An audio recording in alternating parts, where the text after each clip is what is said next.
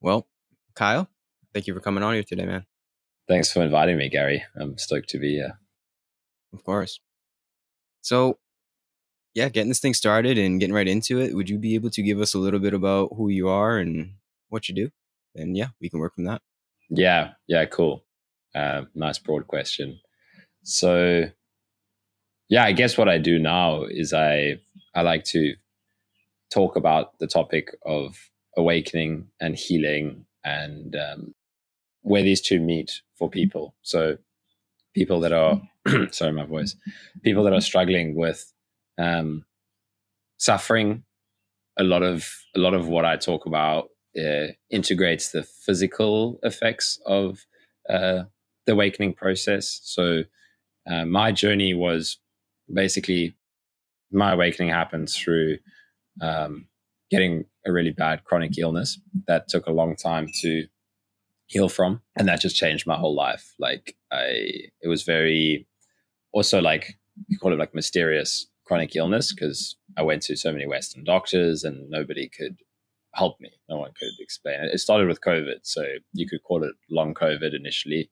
Then it turned into like this long-term chronic fatigue thing, and also like this health anxiety thing. It's like it's a whole downward spiral that like not knowing what was causing my symptoms and my illness stressed out my nervous system and my mind's reaction to the symptoms more, which was kind of fueling the symptoms. So it was like this nervous system dysregulation linked with living up in my head a lot that kind of fueled this thing. So I basically was on that path for about 2 years, and that completely changed everything. Like I learned how to meditate to help myself deal with the symptoms, and then just went down the rabbit hole, like from there into like non-dual self-inquiry kind of techniques. And at one point I was just meditating like 3 or 4 hours a day on my own in my apartment because I was so sick. There was nothing else I could do.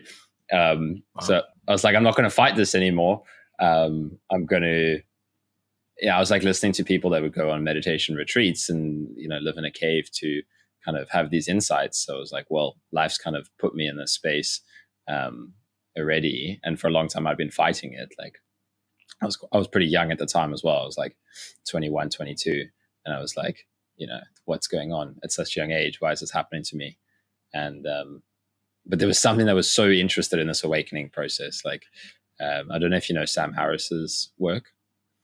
A little bit, yeah. So I was just listening to all of his conversations on his app, and it's just like his conversations with Ajay Shanti, conversations with all these different people speaking about non-dual shifts, awakening, deep stuff, and something was like, it was like that initial spark that gets the journey going.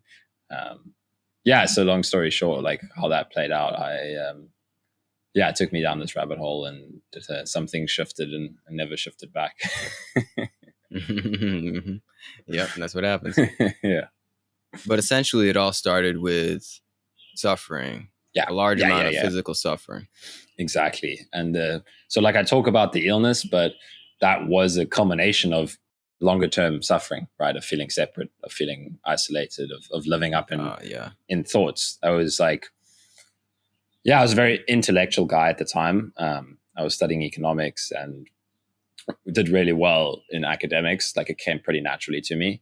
But at the same time, that came with like a lot of doubt, like self-doubt. I really had like this massive amount of self-doubt, like all these thoughts just constantly like, the theme was like, I'm not going to get it right. This living thing, like, how am I going to get it right? How am I going to, and it's just suffering that I just didn't know how long it would go on for. And it's quite funny it was like inauthenticity is a big theme as well. Like before the illness, I could feel I wasn't living an authentic life. Like I was in a relationship with someone, and the people I was hanging out with, it just didn't feel, something in me felt like this isn't me. And I was too afraid to change things though. I was like, I'll just keep on going along with it. But there was this like almost this curious, weird question in me that is like, what's going to happen to me if I live my whole life being inauthentic? Like what actually would happen? And it's funny that the illness kind of followed on from that, where it felt like it was there's something to break me out of that life where, I was even like praying a lot at the time. I was like, I don't know who I'm praying to or what, but I just can't keep living like this. Like, Mm. I was depressed. I was anxious. I couldn't keep going down that path. Um, and then, yeah, things change. Like it can be, like for me, it was illness. It wasn't, like, a lifeline that it looked like at the time, but wow, it was such a gift in the end. Yeah. Yeah. Wow. Powerful stuff. Yeah. So, how would you describe what changed in you? Mm, What is this awakening all about? How would we begin to explain mm. what it means to awaken? Yeah, great question. A few things that come to mind, that were key. One is on the topic of identity, and the other, I would say, is on the topic of resistance. I would say those are two of the. I mean, there's many different aspects of it, but identity and resistance, I would say, are two of the biggest aspects that played out for me. Was initially my identity started to crumble because of my illness. So I was this really active, sporty guy, and I was studying, had a girlfriend, blah blah blah, and then I got sick, and I started to lose all those identities. I was like, I didn't have, um, yeah, I was like, who am I? Basically, like before I even knew about self inquiry or like people specifically asking this question, I was just like, who am I now that I'm not any of these things anymore? Just like identity Uh, started to crumble, and then I really was like, I was in the shower the one day, and I came out, and I was like, what has happened? Like, it was so strange. Um, but at the same time, there was something that really felt alive because things were changing so much. Like um, I was journaling a lot, and I hadn't read Eckhart Tolle or any of these guys, but I just started writing a lot about time, and I was like, um, there's only now, like uh, I was reading Marcus Aurelius. I don't know if you know Marcus Aurelius, the Stoic. oh, of course. Yeah, yeah, yeah. Hmm. I think he was my like. I was interested in Stoicism because I was struggling so much, and then um, he has a lot of like potent, like awakening stuff in his book Meditations. Stuff about like Yeah. impermanence and death and change and all of that. And I think that was an initial spark. I was reading Meditations by Marcus Aurelius, and I was really pondering the stuff, and then I would journal based on what I read, and it was this. I think that's where like a little bit of insight into impermanence came through, where it was like, oh wow, nothing's stable, nothing's lasting, Yeah. He and that, talks a lot about that. yeah, exactly. He really drives that message, and I was fascinated. I was like, I could just feel it. Like I didn't know what was going on at the time, but I can look back to it now, and it was like this taste of presence, this taste of awakening that was coming through at the time, where I would like write something, and I'd be like, I don't know what this is, but something feels so real here in a way that nothing else in my life has felt real. Like it was an interesting time. So identity crumbling opened the door, I would say, and then later on, or even throughout my path, this theme of acceptance and resistance became like a real central point of study for me. Was yeah, when I was, because I could do it very practically with all the physical suffering. I was like, when I resist it, it gets worse. And when I accept it, it's really uncomfortable at first, but it actually gets better. Like it's actually a peace in accepting it. And Yeah. it definitely obviously took time to, cultivate that skill. But I was hearing people talking about it from all sorts of different meditation teachers and people talking about awakening and this topic of non-resistance Yeah. and then, yeah, Angelo Tolulo. I think you've had him on the podcast. Hmm. Yeah. He He's was, cool. yeah, he was really helpful to me. Honestly, at some point, um, I started listening to a bunch of non-dual teachers, and then Angelo's stuff was just so clear, like on the topic of non-resistance, but not identifying with thought. So to go back to the theme of identity, it was like, yeah, it was amongst all of that something really shifted in me.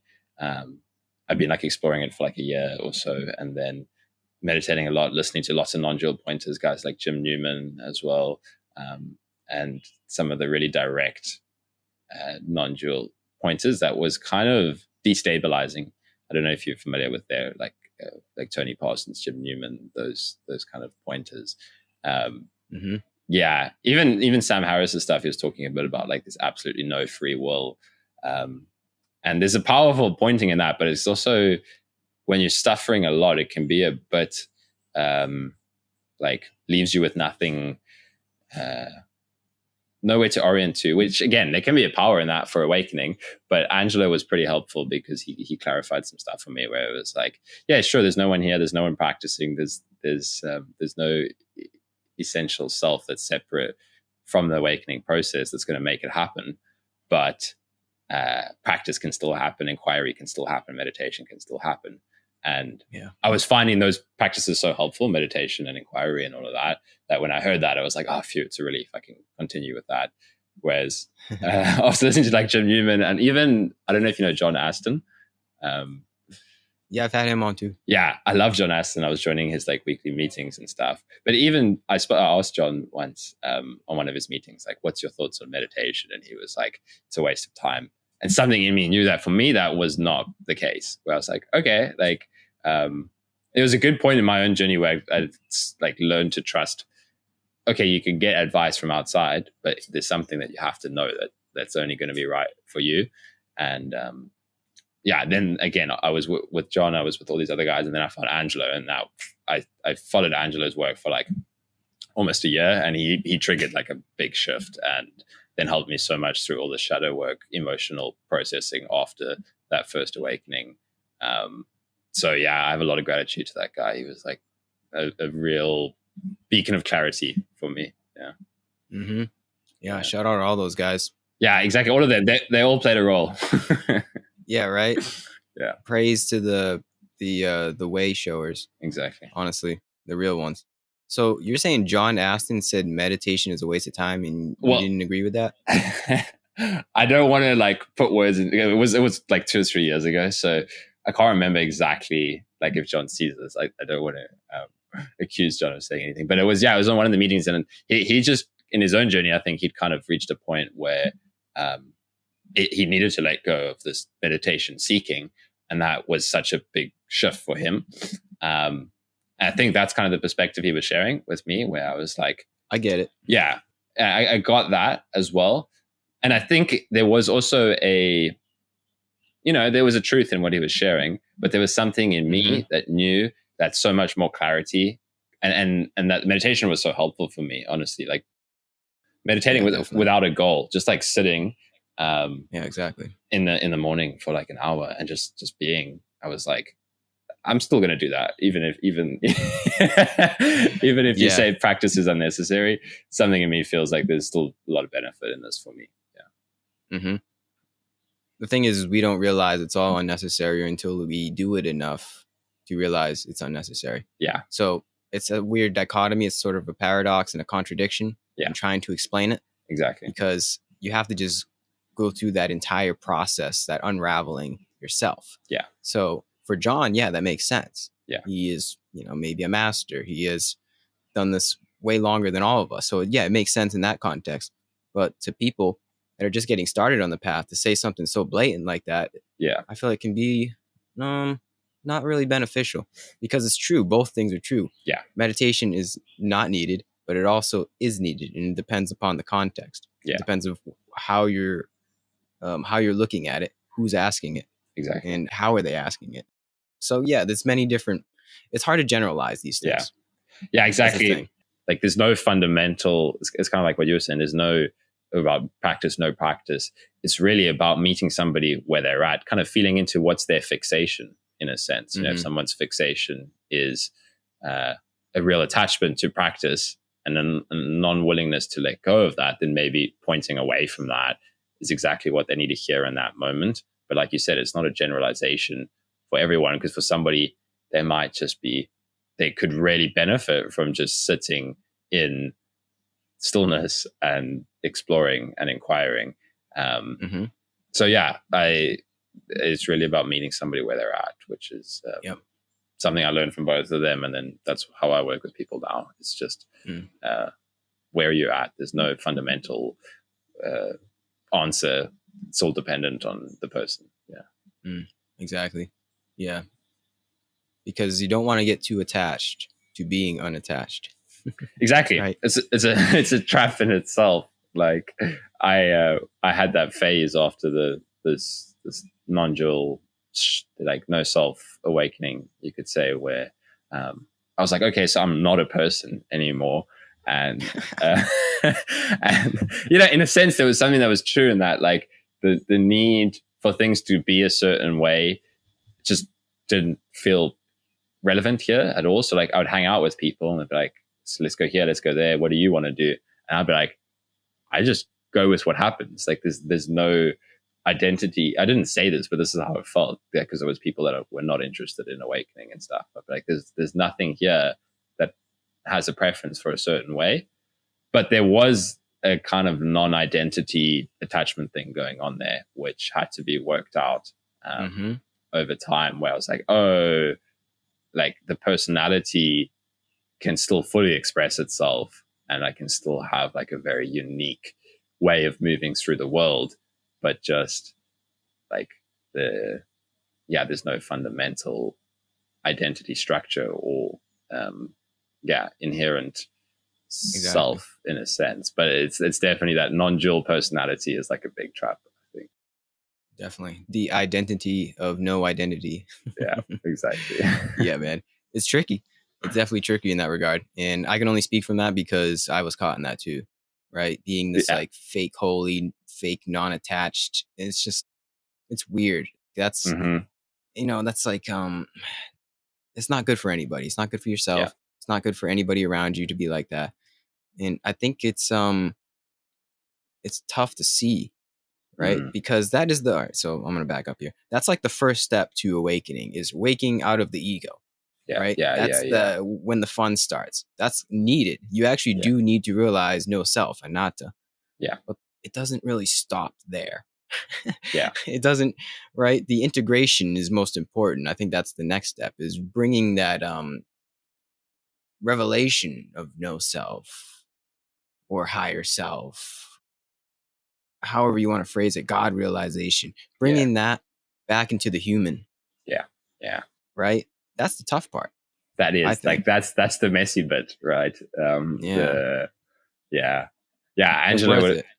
yeah, exactly, for sure. Angela would often say, I think, or Ajashanti as well, that like first awakening is almost like a gift, right? It's like life lines up so that it happens, and then the real work starts after that, in like the shadow work, the integration work, like everything that gets revealed beneath that opening beyond the ego, right? So it's like Yeah, uh, open up, and then all of our patterns are now there to be revealed, but they get revealed really clearly in life when there's like often this kind of wanting to pull away, or like that's what there was for me, because you have this kind of, it's like we said, like this non-attachment identity. But it's like that integration, that leaning in. It's like, oh shit, you can't not see any of your bullshit anymore. yeah, Like, exactly. It all yeah, comes to the surface. yeah. As much Yeah. as we can still deceive ourselves, but it doesn't really work. Like, you can't hide from Yep. anything. I can attest to that from experience, man. I'm still living Yeah, through it. yeah. Same. I am not an arhat. It still plays out. Speaking from current experience, I Yeah, feel that. But ultimately, it's like the more that I feel I work through the karma, or samskara, as we can say, the more I feel every day freer and freer. Even though the struggle still continues, it's still like a worthy struggle to endure, yeah, you know? And yeah, it's priceless. It's truly priceless. yeah. I couldn't go back anyway, even if I wanted to. Oh You yeah, could try. oh yeah. You can definitely try, but I know deep down that will only cause more suffering. And I do try. Yeah, As I yeah, stated, I'm not perfect, right? The ego still tries to cling on to old ways and old patterns. Yeah. But then it always amounts to suffering. But at least we can recognize that. Yeah, exactly. And Right. you can recognize it so much quicker, like that fighting this just doesn't work. Like you said, you can't go back. So, and as you said, there's still the tendencies, but it's very clear what's fighting against this whole thing. Like you kind of see this something trying to block the flow and block the unraveling process, the disintegration, and the integration. Like how does this manifest in life? Yeah, and it's just, for me, yeah, the question was always helpful, and still continues to be. It's like, what am I holding back from, because it's gonna challenge what's here now. It's like the ego continuously wants to find a landing place. It's not ready for the next thing, and it's like even all of this non-dual stuff. Even for me, in a way, like that had to be let go of. Where now it's just kind of living and like exploring life with that shift kind of have happened, but it doesn't really feel applicable. Like I can talk about it, but it doesn't really feel applicable. That's a joke. Is you ultimately come back into your humanity. Exactly. Exactly. Humanity, but like nothing changes, but everything changes. Yeah, exactly. It's like I think Jesus said it first. Like you're in the world, but you're not of it, right? So like you realize this. Essence. Yeah, exactly. You realize that, but you're still in the world, but you're not in the same way. Like it's just not real in the way that it used to be. But it's also, it's like it doesn't have that same heaviness to what plays out, if that makes sense. Something like that. Yeah. My kingdom is not of this world. Essentially, it's like you're living in a different reality, but you're still in the same simulation. And that is the essence of the kingdom of heaven. That's what Jesus was trying to tell us. It's not like after you die or before you were born or a different realm. It's like, no, it's here now. You can be in heaven right now, in this different world, right? On this different frequency pattern. Exactly. Just by changing how you see it all. That's the essence of it. Exactly. It's all about different perspective. It's a perceptual shift. Exactly. It's like, you said that nicely, the frequency thing, that it's still here, but you can see it through this one, which looks like so everything's wrong with everything, or here where it's like divine perfection playing out. And that's kind of what, I agree what Jesus was pointing to. It's up to you. How do you want to see it? Yeah. It's that simple. That's the thing too, is you feel this, how do I explain it? Ultimate accountability. Like, Jesus ain't gonna save me. Contrary to what the Christians say, he'll save you through what he was trying to tell you and teach you. But it's more than like, it's pretty much you don't falsely idolize anything outside of you. You recognize that you are the master and commander of the ship. It sows the seeds of accountability, right? And I think that's what Buddhism does beautifully. It's like, this is up to you. If you really do want to open the gates to the kingdom of heaven, you're the one that has to insert the key and unlock them. It's all up to you to tread the path. And that, it's very empowering, but to the ego, that can be very daunting at the same time. Exactly. All right. Because the ego, as you said, sorry, last point, I just want to say this. The ego is looking for landing points. And I like that. That's a good metaphor. Like it's always looking for like the safety of some kind of landing point. Like, oh, I can rest here. This is who I am. This is who I can be. But all of that is falsity because we're in a free fall with no bottom. That's the truth. Exactly. Yeah. And the ego just wants to grasp.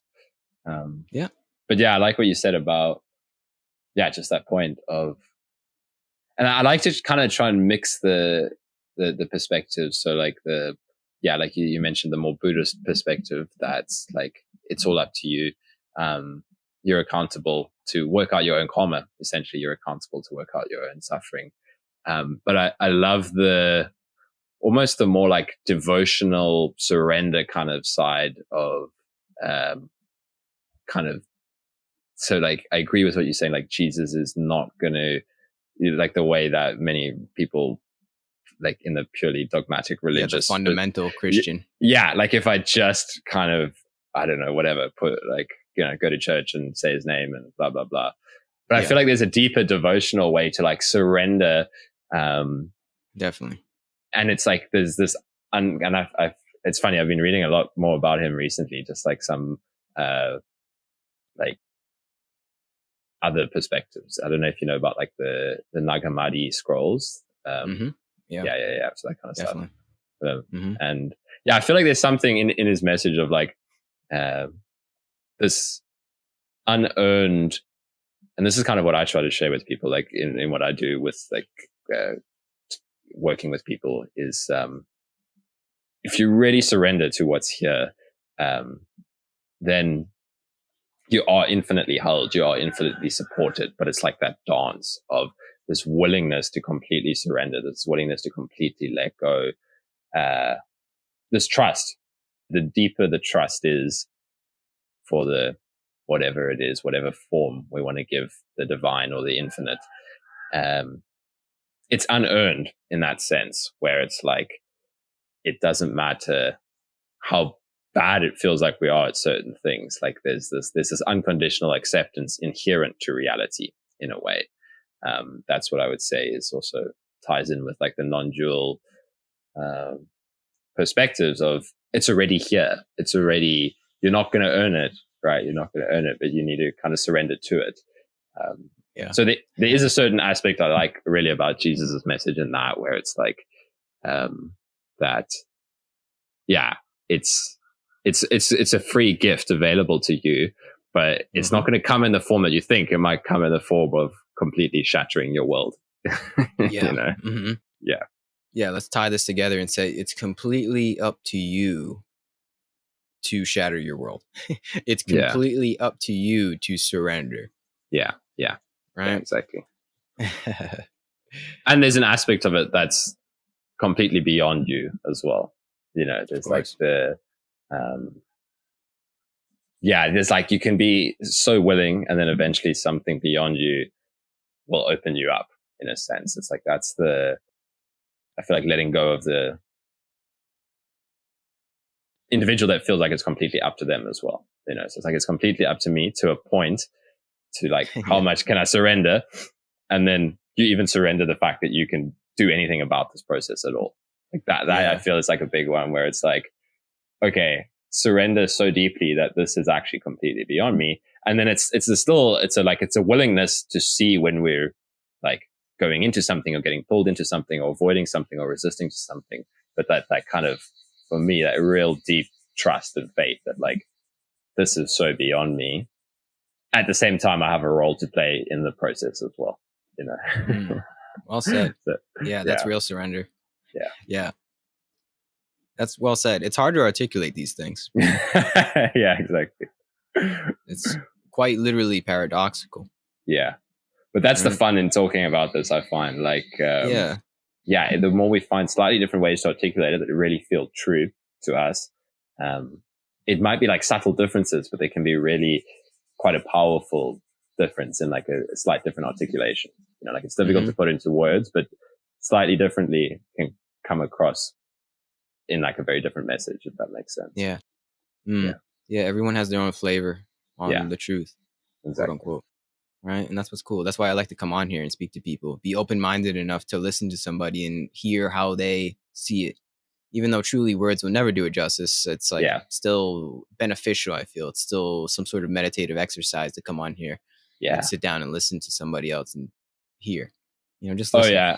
I agree. Like there's so much power. Like you said, even though words can't encapsulate this, so much can be transmitted, like even through the words and beneath the words. Like I've also done a bit of the podcasting, and when I'll invite somebody on with a lot of deep insight, I'll just be like, I'll be so grateful because I'm receiving some deep transmission here, and I can feel it on an energetic level. It's like they're talking about it in their way, but there's just this kind of transmission is, I would say, the best way to put it. Yeah. A transmission. Yeah. It's what's behind the words. Like, what are they, it's not even about really literally what is being said. It's something some kind of, I don't know, something. There's something in the words, especially the Bible. I've been reading the Bible a lot, but it's the same, all scripture, all holy books have that same essence. Oh, and yeah. It's just like the Dharma is just, it hits differently. Yeah. I like that you made that point. I recently, I used ChatGPT a lot. I found it quite helpful for just like unpacking stuff. And, I was like, give me some books with the most powerful transmission in the books, like just like this deep, energetic transmission. And one I started reading was the Upanishads. I don't know if you know them, the Hindu text. Yep. Man, that stuff is loaded with like, I just read a page and like my whole experience of self in the moment will just like shift so much. Just like you said, it's not the words, like the words are interesting, but it's like there's something way more potent. And then like you said, in all these kind of really potent holy texts, like if you can read it, I spoke with Frank Yang a while ago and he was starting to talk about this as well. He was like, if you can read it more with like your third eye than your intellectual processing, it's like you're reading it, but it's way more about what's underneath it. Yeah, exactly. Yeah, I see it almost like a tuning. I read the Tao Te Ching one time with Song King, and he had his own translation, and he describes the Tao Te Ching as a way to like you sync with the word, like whatever energy is in those words, you like sync with it, you become the word. You tune yourself to the frequency of the word, and not, like you said, not the literal interpretation of the word, like the story underneath. I don't know if story is the right word, but there's something underneath in how it's written. You know, who wrote it, the energy. So it's almost like the energy of the person who wrote it. Exactly. That's how I would say it as well. Yeah. Right. The energy of, like I think like I read Angelo's book, and that's when I had my first big shift. And I think he says it very explicitly in his book. Like he's like, this is not just a book. This is like a direct pointing to your true nature. And I had no idea what that meant at the time, but now going back and reading books, I really feel that. Like I feel the energy of whoever was writing the book, and they're, I mean, in essence, they're giving you a portal into their mind. If you think like that's what a book is, like you're writing. Exactly. So yeah. I mean, Jesus literally says that. I don't know word for word. I'll put it at the bottom of the video, but like there's many different passages where he says, "Look, I'm not the body. I'm the word. I will survive in the word." Yeah, exactly. And I think that's the essence too. It's almost like they put a little bit of their, their energy. I don't know any other word. And they're a little bit of their energy, their understanding of who they are into the word. Yeah. And that's how I see. Sorry, you gonna say go for it. That's how I see these conversations in some kind of way. Like it transcends like, I don't know. It transcends time. It transcends space. It transcends the appearance of who we are. You know, I'm Gary, you're Kyle. It transcends all of that. We become the word. I feel sometimes when I'm really synced up with somebody, I'm like, there's a third mind here. There's something else going on that I can't quite see, but I feel something deeper that I feel is going on. We open something up in these spaces for sure. I like the point you made about Jesus as well, because he did speak a lot. Like he specifically, I think, emphasized the power of the word. You know, like specifically, even in like the early parts of the Bible. I don't know, like if this was related to Jesus, but it was like, what's that saying? It's like, in the beginning there was the word, and the word became flesh. Exactly. The word became flesh. Exactly. And I feel like so. It's like a lot of other traditions don't make that point as strongly. Like I feel like that's what you can really take away from there is a massive emphasis on, and I feel like that's what his teaching was. Like he didn't teach so much about meditation and these other things. I think he was strongly transmitting as much as possible through his speech, probably. Yeah, there's something very different about the New Testament. If you know how to read it in the right way, it's a whole transmission. The whole Bible is like some sort of transmission that allows you to accelerate your consciousness. It allows you to, it does something. It's almost like Jesus was here to bring us to the next stage with him. Like, oh yeah, it's possible through like the Vedas and things like that, but it's not as potent, at least for the Western mind. There's something very special about the Bible for the Western mind. Yeah. You know? Yeah, it's interesting. I haven't read the New Testament myself much. I was reading, I don't know if you know, like the Gospel of Thomas and the other Nag Hammadi texts. Yeah. So I was reading the Gospel of Thomas, and that's like, he spoke very, like very much in parables, like, but there's that again. It's like, it's not about what he's saying, it's about what's underneath. Yeah, but I was watching this TV show called The Chosen. I don't know if you've seen it. Yeah, that was cool. I mean, that's all based on the New Testament stuff. And yeah, it's literally the Bible as a TV show. Yeah, exactly.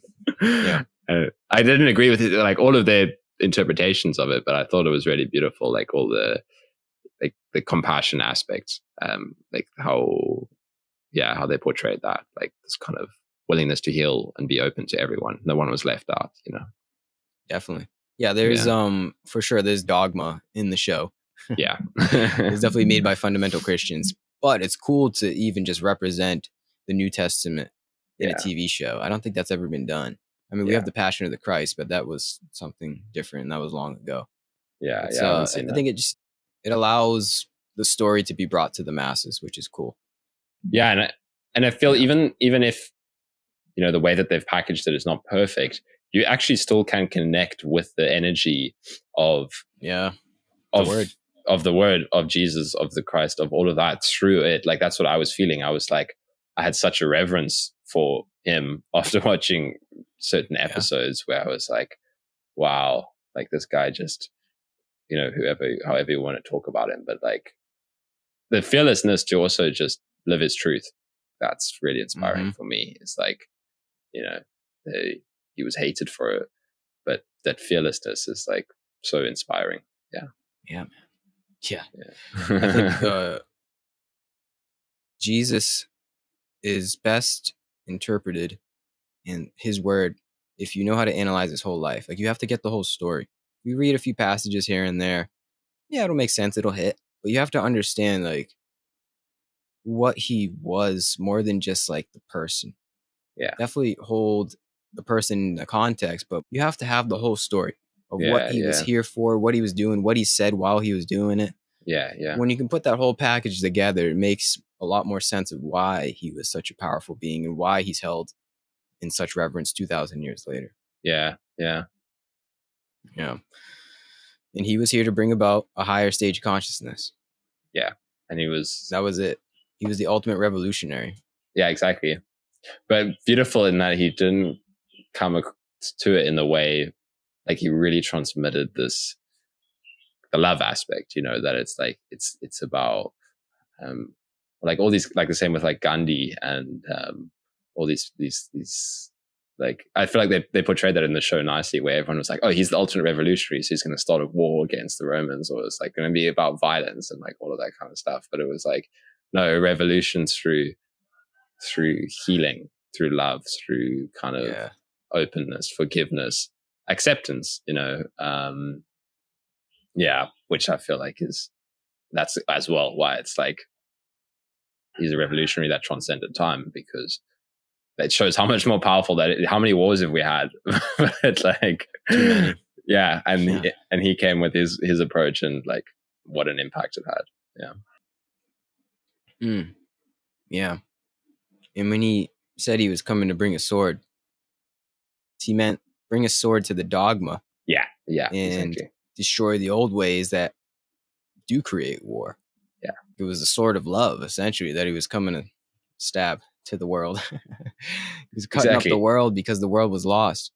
So it was a radical revolution of love that he brought, and it's still here. We're talking about it now, 2,000 years later. Yeah, wow. Exactly. Yeah, I love that point, because like it's like, okay, it was all about love, but it was pretty radical as well, in the sense that it was like that willingness to completely To die, to get killed. Yeah, exactly. And like, yeah, not so like this radical, yeah, like really like tearing down the dogma. Like you said it nicely, like the sword was for the dogma, and it was love, but love can be fiery and like, yeah, powerful as well, which he embodied. Yeah. It's not like love we see in the Disney movies. It's a little bit different. Exactly. And I feel like that comes back nicely to, yeah, just like what we're talking about earlier with like my own path and the first awakening and all of that is like, it's, Ajashanti said this as well, it's fierce grace, you know, like this intense suffering that could come up in our life that shatters who we are, who we thought we are, feels like the worst thing that could have happened to us. It's that same kind of love where it's like the sword that cuts through illusion, but it's actually, it's love at its essence. It's grace at its essence. But it doesn't mean that it's always just soft and cuddly. Definitely not. Definitely not. No. I feel that, man. Powerful stuff. Yeah. Yeah. That's what one can come to and realize and at least try to articulate. It's that this whole thing is about love and becoming love.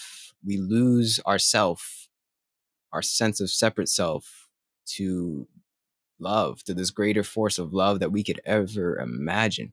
Yeah. We can't even like put it into words. We try, we put labels on it like love and prema and agape, the Christians say, but ultimately you can't. So it's kind of funny that I'm trying to articulate it here, but you can't. There's no way to even describe it. Yeah, it's like all you can do is embody it as much as we can. It's like that's what I do. Yeah, like I feel like my practice nowadays is really devotional, where I'm just like, can this, you know, this divine love flow through me, and in whatever way it sees fit. I don't know, like myself, I have all ideas what my life's meant to be. Even still, you know, like we still have that human aspect that's like, okay, so I'm doing this now, I'm going here now. And it's like we can't lose that in a sense. Like me to like still make decisions, go here, go there. But I'm like, in all of this, can like the divine love that I'm here to embody, like whatever I'm here to share with the world, can it kind of come through in a way that it knows better than me, you know? So I love this the surrender approach. Surrender. Yeah. So ultimately you're saying the humanly stuff goes on, the humanly drama goes on, but there's always leading with love. That intuitive love guides the way. Exactly. And there's like it's that intuitive, deeper, like the human stuff still goes on, but you can't, kind of like we were saying earlier, like you're in the world, but you have now a deeper perspective that you have to share, but share doesn't necessarily mean how we think it means. That's why I like to surrender to the divine, where I'm like, how do you want me to share this? I don't know. Like and it does, it unfolds, but it's never, it can still break apart pieces of the ego where it's like, oh no, something's going wrong. But it's like, well, maybe that's exactly what needs to happen for this to deepen, you know? Yeah. And that's a good point. You feel the need to share, but not like being the preacher on the street corner, not be evangelical about it, because no one likes that. Yeah, exactly. So it's, it's like finding, because I've also often had the too much of a tendency to hold back and just be like, okay, I'm just going to be a completely normal guy, go do what everybody else is doing. And something in me felt so stifled in that, where it was like, this is not right. So it's, okay, how do I embody this, but not from a place of preachiness? It's like and that's where what I learned from Angelo and Ajashanti of like, meet somebody where they're at. Like this can be transmitted to every single person, no matter what path they're on. If you're just, it's like almost as like non-judgmental. I see you for who you are, not for who I want you to be. Like that's what I try to embody now. It's like whenever I meet somebody, it's just this like openness, and people can feel that. Like, So I feel like it's so much more than just talking about it. But like, to go back to what we were saying about the word, talking about it still has its power, but there's different ways that it can play out. Mm-hmm. Yeah, of course. It's more than just talking about it. Yeah, exactly. Yeah. Or less than just talking about it. Yeah, exactly. Can be a lot less. Yeah. Yeah. Yeah, that's the thing. You just feel it. You just feel it off of people. Yeah. And they don't even need to say anything. Yeah, it could just be like in the presence and a nice smile. Yeah. Right? A nice hug. Just, yeah. It's greater than the phenomenal plane, you could say. It's greater than that. Yeah. Yeah, it becomes so energetic and vibrational, like you said, where and I feel like that's what guides us as well. Like when I'm traveling now, it's so spontaneous. Like I don't know where I'm going to go next, what I'm going to do, but I'll just be walking along the beach and then go speak to somebody because I felt like it. And then I didn't even know why I went to go speak to that person, but it was like, oh wow, there was like a deep connection there that started from just like this something that just felt like a random like feeling. But that's all happening on that plane, like you're talking about, this like vibrational that's guiding us completely beyond what we feel like is happening in the moment. You know? Yeah, it's like, I don't know how else to say it, but it's like one step ahead of the moment. Yeah. But it's actually, you're in the moment. You're one step ahead of your thoughts. You're one step ahead of the ego processing. Exactly. It's the processing, right? It's like you're in that, but that which is trying to explain what's happening, you cannot keep up with it as it's happening. That's why it becomes so intuitive. It's like, you just follow that resonance, that intuition, and that's way more powerful than trying to control and plan with the mind. Yep, exactly. Yeah, man. That's freedom. Yeah, it's freedom. Right? Living in that place, I feel free. Yeah, I feel like that's where just to tie in with where we're going with this, that's where the manifestation stuff comes in as well. In that's what you're putting out into that frequency space, where it's like whatever you really put out there, that's what's then going to guide you where you go. So it's like, okay. And before awakening, we're kind of doing this all unconsciously, where it's like probably caught up in like negative resistant thought patterns. So that keeps us locked in that plane. And then, what I feel like it's this like faith, surrender, willingness to completely go beyond yourself that kind of pierces you through the different planes. So it's like, how do you break out of the lower density, you could say, or like what causes that initial awakening? I feel it's like there's this trust and this faith to go beyond the mind, and then I think that keeps on happening at each level. Yeah, I like to say all roads lead to faith. Yeah. Keep it nice and simple. Right? One way or the other. It's always faith in something greater than what you think you are. And that leads the way through all endeavors, or at least the potential is there. The opportunity is there. Yeah, exactly. If you're willing to, like if you climb onto that train, then that's what can take you deeper. Like the option is there for faith, but it comes with that it comes with that humbleness to be like, okay, I'm willing to put this faith in beyond this individual that I think I am. Willingness to be guided. Yeah, and as you said, that's how we manifest. And that's another thing Jesus was trying to tell us. He was like, if you only had a little bit of faith, you can move that mountain. Yeah, exactly. But you're asking to move the mountain in order so you can have faith. No, it's not like that. It's like you have faith first and then the miracle comes. It's not like you get a miracle and then you have faith, right? Yeah. It's a complete 180 of how we think this whole thing works. No, you got to like believe first. You have to believe. Yeah. It's another thing from the Matrix. You know that scene? Which one? What's he doing? Well, it's like when Neo starts to figure out he's Neo and he's fighting Agent Smith. And then he's actually winning because he was losing pretty much the whole movie, and he's actually starting to win the fight. And then Trinity goes, "What's he doing?" Yeah. And Morpheus goes, "He's starting to believe." And then they just start fighting, and he wins. So man, you gotta believe. You gotta believe.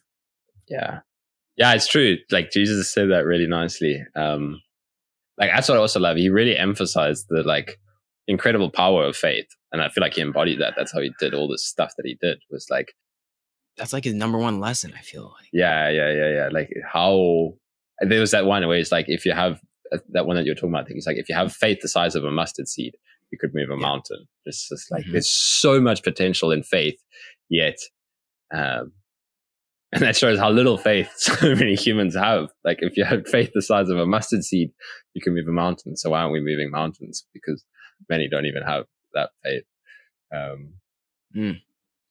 But yeah, yeah.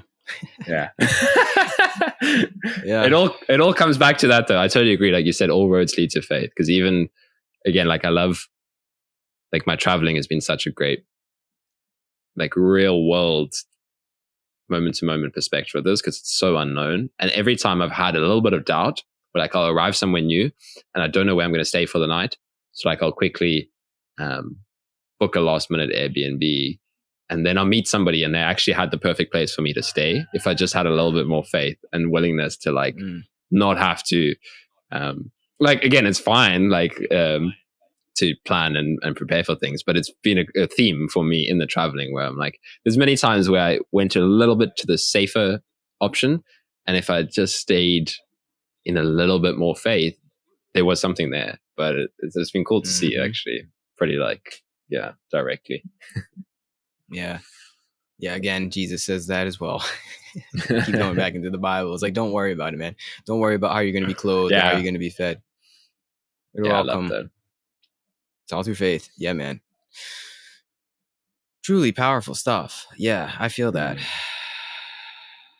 I was going to say something. I had a point. I don't remember what I was going to say now. It's gone. It's gone. Well, I think we can probably start to wrap this thing up. This conversation went by pretty fast, but do you have anything else you want to say? Is there anything you want to get off your chest before we do? Let me fill into. Yeah, I always like to just give something to like whoever finds this and is listening to it. To go back to the one point that I was making earlier, like that's almost, I feel like, one of the things that I'm here to embody. It's still unfolding, but this sharing the taste of like unconditional acceptance with people, like unconditional,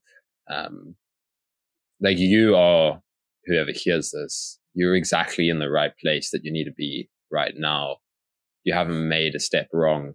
You just need to be willing to, like we were saying, trust something beyond yourself. And I'm just going to kind of want to transmit that a little bit to people, that everything is okay. And when we feel into that a little bit more, that's when we can trust a little bit more as well. When it's like, okay, I don't need to fundamentally fix something about myself right now. So it's like, you don't need to fundamentally fix something about yourself. You don't need to manage something. You don't need to, even for a moment, just like stop trying to be more spiritual. Stop trying to be, stop trying to have more faith. Just be okay with where you're at. Stop trying to be. Just stop trying to be. Exactly. So whoever hears that, because like we were saying earlier about the words and the transmitting thing, and how it's like something beyond you comes through. I've noticed that, like, I've hosted like a bunch of like group meditations, group workshops recently, and it's like when there's like, say, 10 to 15 people online, that presence, the power of what I can transmit is really beautiful. Like that, like something comes through that's beyond me, but it's like in this, because we're all coming to this place with a similar intention, this kind of, I lost my earphone there, this intention of going deeper, and then it's like, okay, now something can come through. Yeah. There's power in numbers. Yes, exactly. There's like kind of group presence. Yeah. Truly. Yeah, man. Yeah. And I think it also goes beyond linearity. It goes beyond space. It goes beyond locality. Like this wavelength that we're speaking on. Yeah. It has a resonance that just reverberates out. So one person can have a butterfly effect of so much, of affecting 1,000 people, say, of affecting anything in the world just by becoming aware themselves, just by treading the path themselves. And you don't even have to have a podcast. You don't have to do anything online. You don't have to be a teacher. You don't have to write a book. If you just like follow this path yourself, that's enough. Yeah. You know, I like to say you save yourself to save the world. And you don't have to do anything extravagant or grandiose. Yeah. So I think that's a good point to I like wrap that. this up at. That was beautiful. Like I really felt that as you're saying that. It's like it's a coming back into who you are, whoever anybody is. You have your unique expression of this. So some people, maybe your mission is to talk about it and share about it. Like there are people doing that, but whatever it is, like it just comes back to that authentic trust, because I feel like that's where this really goes. It's like this trust in something beyond yourself and this willingness to act without knowing from intuition. Like, I was speaking a little bit about this recently on my YouTube channel. And it's like, I love surrender so much, but it's like the action, intuitive, inspired action is the other side of this that is so important. You know, it's like, and I've seen that in my life where I've just been surrendering, but something feels so stuck. And then like just booking a one-way flight to Thailand, going here, going there, meeting people here, meeting people there. I was like, oh, something feels so alive. And it was that side was being left behind, was like the other side of the coin. The other side of the coin. I would call it more like the masculine energy a little bit. I would say like the feminine is the surrender, receiving, trust. And the masculine is, you know, this kind of action, this intuitive, inspired action. And that's good. Yeah. I like that. I might steal that for a future podcast. You hear me say it. It came from you. Go for it. Intuitive, inspired action. There we go. Yeah, man. Well, hey, on that note, I think that's a good point to wrap it up at. And I'll ask one more time. Do you have anything else you want to say? You want to keep it at that? I think that's a nice, we both shared some nice stuff at the end there. I think like a nice, it feels like a nice energy to end on. I think so too. I feel good. Yeah. I feel balanced. I feel balanced as well. You can feel it when like we're talking about one thing and then the energy shifts a little bit to something else, and that like balances out the previous thing that we're speaking about. Yeah. Well, I appreciate you coming on here, and keep doing your thing, man. You're a real one. I could tell you have this understanding, and I can tell you're just a good guy. So keep doing your thing, and I wish you all the best. Thank you so much, Gary. And I've loved this. I love connecting with people and just sharing this energy. So thank you so much for reaching out. I really appreciate that. Of course, man. And thanks to anybody that listened this long as well. Yeah. Peace and love to you. Love to everyone. Peace and love, everybody. Goodbye.